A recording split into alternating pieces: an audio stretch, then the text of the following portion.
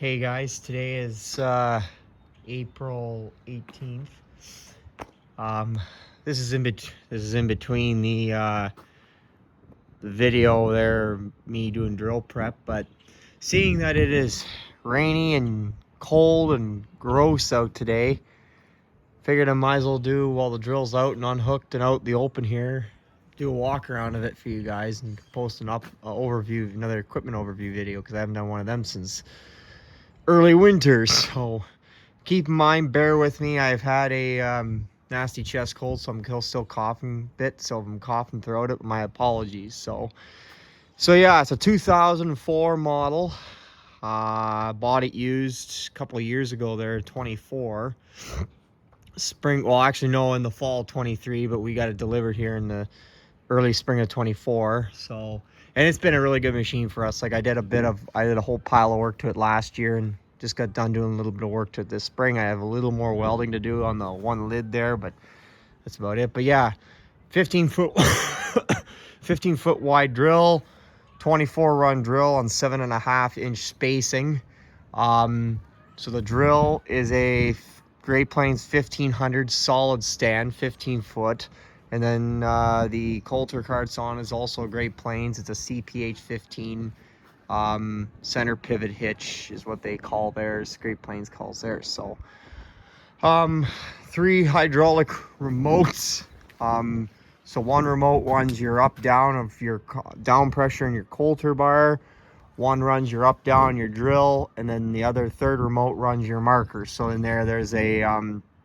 there's a automatic valve that switches every time the marker folds up. It'll automatically switch and the flow goes to the other marker. So say this one just folded up, well then the flow will go to that one next time you move the remote to fold it down. So had liquid fertilizer on it. We don't use liquid fertilizer because up here in the northern Ontario, it's hard to get liquid fertilizer up here, especially on the island. So we opt for solid fertilizer. We do minimal light tillage in front of the drill, so usually either with the cultivator or with the disc. We usually try and opt for the disc because I don't like I'm not too fond of picking rocks. But anyway, it had liquid fertilizer on it, but it's got antifreeze in it now, so it doesn't freeze. If we do decide to use it someday, it would require a lot of work with the lines and everything. Are kind of, some are, you can see, are kind of mangled, but it doesn't impact the ability of the drill to do its job. So yeah, each one of these Coulters is spring loaded, as you can see. It's been a really good drill for us. It has Pental hitch, so that's like your regular hammer strap. And then this little sleeve pulls out, and this would go, that clevis goes around, you hear those fucking geese in the background, around this hammer strap, and then this bolts on your drawbar. So we pull it with our 87 7120 Case International here, Magnum. So your big pin would go through here, and then the little bolt for the front of the Pental hitch is kind of slotted, so you know it has a little bit of flex if you're going over hills, and that goes through there, and then you tighten them up with your impact. This hitch makes the drill pull extremely smooth, much more smooth than just a straight clevis or hammer strap hitch. I find it's a lot easier on the tractor, especially in hilly conditions and heavy soil conditions. So yeah, here's the other bolt that goes to that smaller hole I had on the drawbar, and you can see it's slotted to fit a variety of different drawbar types like that. So got our Canadian flag on here. Got to show off the maple leaf, right? Another thing about the electrical, so this drill came factory with 4-ways. So here is your 4-way hookup. So it's just your standard 7-pin hookup, farm equipment hookup, safety chain obviously. And then this is for population monitor. I had this put on when I bought this drill. It's got a Loop Elite population monitor on here. There are 4 runs of the 24 runs across the drill. So there's one here, one Where the heck are you? There. And then respectively the same runs on the other side, the middle part of the drill. And what that does is there's my monitor screen in the cab of the Magnum there, since it's a drill tractor. You can see it's right up there, right there. And what it does, then power connects in the cab, obviously. And what it does is it sends its population, and you can also tell your pounds per acre based on your C's per pound. You can get that off your bag. Each lot has a different, has a thing on your tag there. The monitor, well, how would it do that? Because it doesn't have speed, you don't have GPS. Well, it does shaft sensing. So this shaft, every time it goes around, it does so many pulses. So it's pulses per revolution, and then there's pulses per foot. So for example, and then the drill also has 4 different drive types, and I'll explain those in a minute. So for example, we're on drive type 3, which is used for most crops. We usually do 67 pulses per foot. So that'll give me my miles per hour, and you match it up with your speedometer in your tractor. So once it's matched there, you've got your ground speed, your population's accurate. And I find that this system is much more accurate than like calibrating it by weight. It's been a couple times it's kind of screwed up on a guy, but you always have that with any technology, honestly.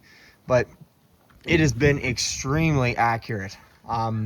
We've actually been able to we've been able to get a couple more acres per fill on our wheat and canola. We've gotten a lot more like 5 or 6 acres per fill, or per bag, pardon me, because we do 15-inch rows here, so on our farm. So, but anyway, so that's how that works. Gearbox, so some like your 5400s, Case IHs, and I don't know what the John Deeres are like, have different sprockets you can change out. This Great Plains has a gearbox, so 4 speeds. So first gear is really slow. You have to actually go 1 pulse per revolution and 21 pulses per foot, which is extremely low. But for canola, because it's such a small freaking seed, like 1 to 3 millimeters in diameter, that's what's required. And you have to almost close it entirely up. Like, I think though your seeding rate adjuster is up here. You adjust it down to like I think it's like 12 or 13. And so it's bare, excuse me, your meter wheel is barely showing, and your shaft is spinning slow, but you get, very accurate seed metering. This thing has incredible seed metering accuracy on it. So, and then for like second gear, we don't use too much. Barley will do 4th gear, but then like wheat and any kind of beans and oats, we do 3rd gear. So the manual has all the settings and everything. You can eyeball it, and then we fine tune it with the monitor. The monitor does a better job fine tuning. So, but yeah, you adjust it there, your speeds there, your seeding rate you adjust there for starters. Here's paraphernalia for the liquid fertilizers that used to be used on this drill. Safety pins for the up down for the whole outfit. And then on your seed runs back here, so it's a V-disc drill. Here's a close-up of the monitor runs. Those are sensors. There's 4 identical ones across the drill. So 1, 2, then here's the other half of the drill, 3, and then number 4 over here. Now I can shut off, if I will canola for 15-inch rows, the only one that'll have seed coming out of it is this one. So I can shut off the other 3, or if I want to do only 2, so say this one and the outside one over there, 1 and 4 are on, I can shut 2 and 3 off in the cow. I just say, okay, I want to shut 2 and 3 off and turn them off, and it disconnects power to them. And that, so that's the beauty of that. V-disc drill, as I said, you adjust your depth here, so starting from 1/2 inch, so that's where we set it for canola, and it goes by 1/2 inch intervals. So 1/2 inch, inch, inch and a half. Almost every crop we plant, honestly, is set at 1.5 inches. Unless we're in hard soil conditions, then we will go to 2 inches just to make sure it's got enough soil covering it. But usually 90% of the time, this is where it's set. for soybeans and wheat and oats and peas too. Yeah, and we use the same drive type 3 for peas. There's no setting in the book, but I usually set it to the based on soybeans, and I fine tune it with the monitor. So single closing wheels here, mechanical suspension or mechanical down pressure. There's 3 different settings. Most of these are set on the number 2 setting. Here's your flashers. Yeah, and then here is how you can put down different, something like this on the other one too. You can see right there. This is how you set your how your angle forward or backward on your drill. This is how you do if you're leveling your drill. So so that works pretty good like that. Yeah, that's pretty much it. It's a pretty simple drill. I'm not gonna the inside of it is pretty basic. Your seating racer on your inside lids and all that. Here's tells you about leveling your drill and all that. Here's, see if I can show you the cumulative lifetime acre counter. So just about 12,000 acres lifetime on this drill. So the previous owner, I figured, ran about 500 or 600 acres through it every year. I'm running between 250 and 400 in a year in it, through 250 and 450 through it a year. So a little less, but not a lot less. But yeah, so anyway, that's kind of an overview of, oh yeah, and then the center pivot, I should explain that. So your center pivot, right now you can have 2 modes. There's transport, which is here. So there's one like this here. There's an identical one on the other side. And I can flip this up. I can't I can't flip it up now because pressure's on this side, not on that side, of course. But flip this up, and then this inside will pivot. So when you go around a corner with your drill in the ground, when these turn, these discs, each of these discs will perfectly follow its respective coulter. So that way then you're only going into your no-till coulter. So these ones aren't coming out of your, I guess we'll call it, trench and leaving seed shallower than it should be or on the surface. So it really does help. That's kind of duct taped up there. I got to get a new hubcap for that, but that's about it. But yeah, that's the neat part about that. Here's the shocks there for each, when it goes each way, it goes only a certain amount, then it'll stop it. And then for transport, you flip each one of these on each side in, and then it'll prevent it from doing any pivoting. So that way then, you know, you're not like, it's not going, I've gone down the road with it in field mode before, and you can't go beyond like 7-8 mile an hour. Otherwise the drill starts doing this behind the tractor. And it's a case of the dog's ass is wagging the tail, or whatever, wagging your head, or whatever the hell the saying is. So, but anyway, that's kind of an overview of this drill. I know that these Great Plains have a pretty good reputation. That's why I bought it.